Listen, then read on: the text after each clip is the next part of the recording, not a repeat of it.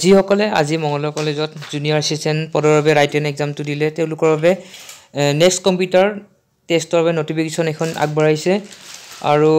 computer test হ'ব 8 জানুৱাৰী অৰ্থাৎ অহাকালি হ'ব ৰাতিপুৱা 10টা বজাৰ পৰা ইয়াত দিছে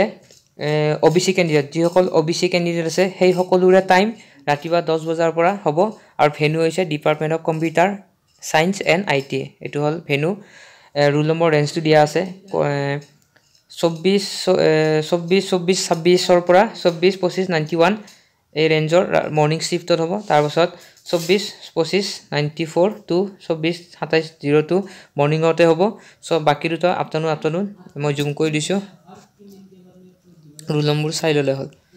তাৰ পাছত দিছে ইয়াতে ভেনুবোৰ সকলোৰে বেলেগ বেলেগ STH ৰ বাবে ভেনু হৈছে চেন্ট্ৰেল লাইব্ৰেৰী মৰ্নিং শিফটৰ